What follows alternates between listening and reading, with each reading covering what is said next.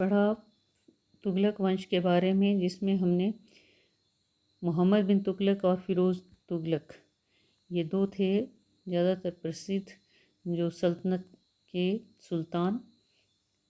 तो अब लेंगे हम फ़िरोज़ शाह तुगलक के उत्तराधिकारियों के बारे में। फ़िरोज़ शाह तुगलक के उत्तराधिकारियों ने 1388 से 1412 ईस्वी तक शासन किया। लगभग उसकी मृत्यु के पश्चात 6 जो शासक थे उन्होंने शासन किया, जिसमें गियासुद्दीन तुगलक द्वितीय, अबू बकर, मोहम्मद शाह, अलाउद्दीन सिकंदर शाह, नसीरुद्दीन मोहम्मद शाह एवं नुसरत शाह जो हैं ये प्रमुख हैं। तो हम लेंगे सबसे पहले गियासुद्दीन तुगलक द्वितीय के बारे में।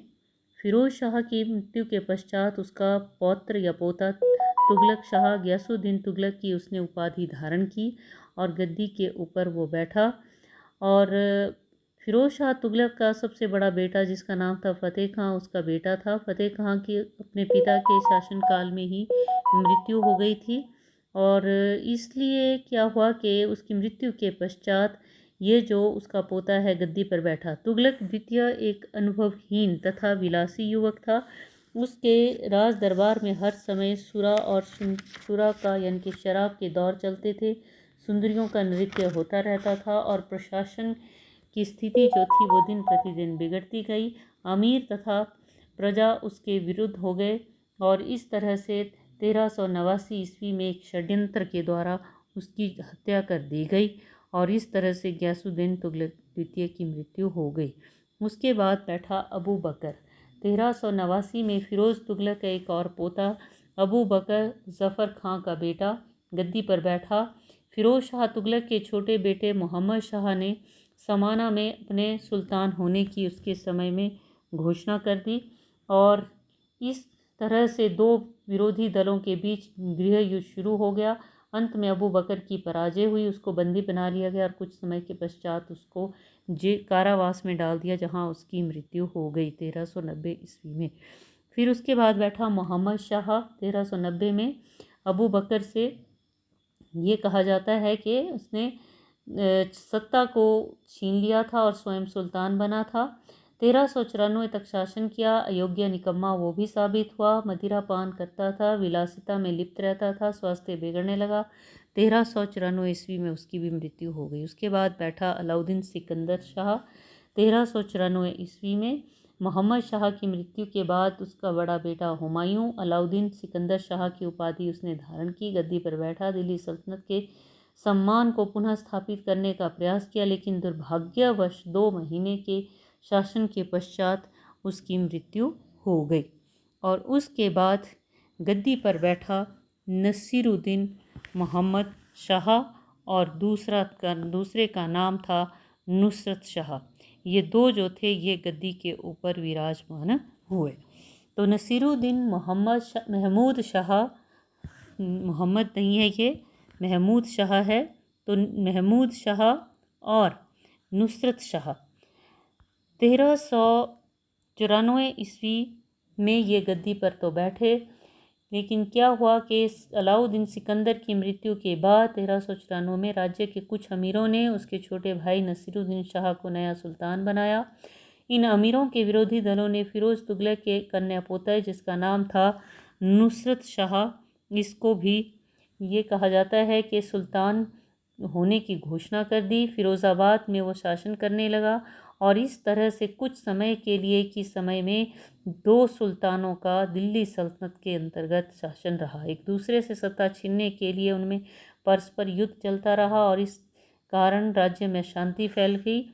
और ऐसे स्वर्ण अवसर का लाभ उठाकर 1398 ईस्वी को समरकंद का शासक जिसका नाम था तैमूर लंग, तो तैमूर लंग ने जो है भारत पर ऐसे समय में आक्रमण कर दिया और इस आक्रमण से तुगलक वंश को बहुत नुकसान पहुंचा। मार्च 1399 में तैमूर भारत से जब वापस चला गया तो दोनों सुल्तान जो कि उसके दिल्ली आक्रमण के समय भाग गए थे, तैमूर ने जब आक्रमण किया था वापस आए।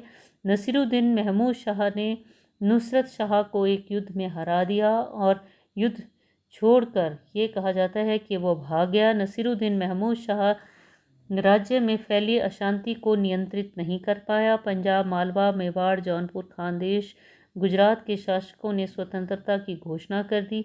1412 ईस्वी में उसकी मृत्यु हो गई और इसी के साथ ही 1414 ईस्वी में जाकर जो है इस वंश का अंत हो गया। तो ये था दिल्ली सल्तनत के अंतर्गत तीसरा वंश, तुगलक वंश। अब थोड़ा सा मैं आपको दो अन्य वंशों के बारे में भी बताना चाहूँगी, जिसमें एक है सैयद वंश और दूसरा है इसी के साथ साथ लोधी वंश। वैसे तो ये सिलेबस में नहीं है, लेकिन इनके बारे में जानना जरूरी है क्योंकि इनके पश्चात ही भारत में एक नए वंश की स्थापना हुई, मुगल वंश की। तो हम लेंगे सैयद वंश के बारे में। 1414 से 1451 ईस्वी तक इस वंश ने के शासकों ने शासन किया, जिसमें पहला है खिज्र खां, जिसने 1414 से 1421 तक शासन किया। ये सैयद वंश का संस्थापक माना जाता है और रैयत आला की उपाधि धारण की इसने। जब भारत को लूट कर तैमूर जंग वापस जा रहा था तो खिज्र खां को मुल्तान, लाहौर, दीपालपुर का शासक नियुक्त कर दिया।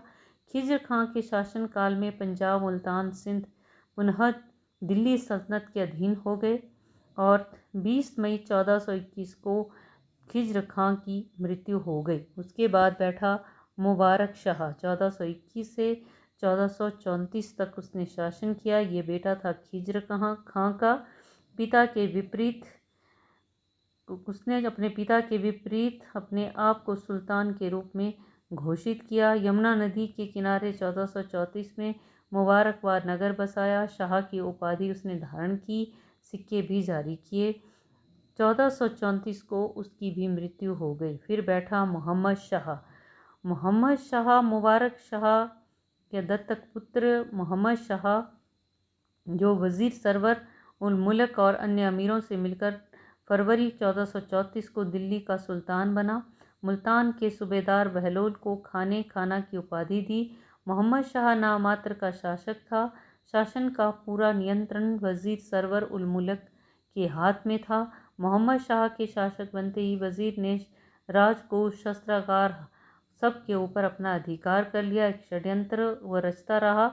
मोहम्मद शाह ने वज़ीर और उसके समर्थकों को आगे चलकर मार दिया और मोहम्मद शाह ने कमालुल मुल्क को नया वज़ीर बनाया। 1440 में महमूद खिलजी ने मोहम्मद शाह पर आक्रमण किया, लेकिन युद्ध के बाद दोनों में संधि हो गई और इसी के तहत ही आगे चलकर जो है इसकी भी 1445 में मृत्यु हो गई।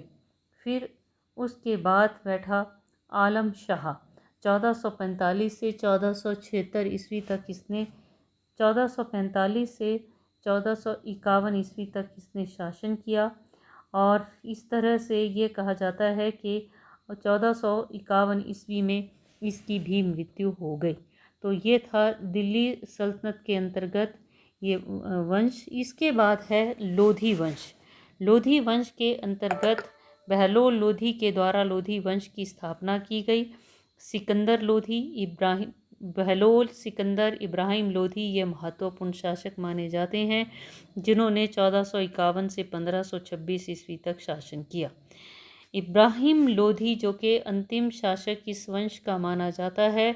जिस समय भारत पर मुगल शासक बाबर ने जो है आक्रमण किया भारत पर, उस समय ये जो इब्राहिम लोधी था यही दिल्ली सल्तनत के अंतर्गत लोधी वंश के तहत शासन कर रहा था और इसी को ही पानीपत की पहली लड़ाई में 1526 ईस्वी में बाबर के द्वारा पराजित किया गया और इसी की मृत्यु के साथ ही भारत में एक नए वंश की स्थापना हुई, जिसको कहा जाता है मुगल वंश।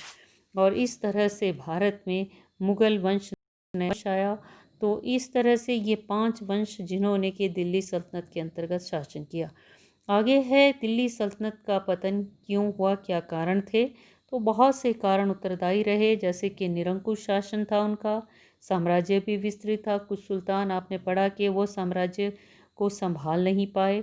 उनकी जो धार्मिक नीति थी अत्यधिक वो धर्मांध थे। फिर उत्तराधिकार का कोई कानून नहीं था कि पिता के बाद जो है कौन सी संतान गद्दी पर बैठेगी। लड़ाइयाँ हुई इनमें। दास प्रथा भी थी, जैसे कि फिरोज शाह तुगलक की बात करते हैं तो उसने 1 लाख के करीब दास रखे थे और इन्हीं ने ही आगे चलकर सुल्तानों के विरुद्ध विद्रोह किए।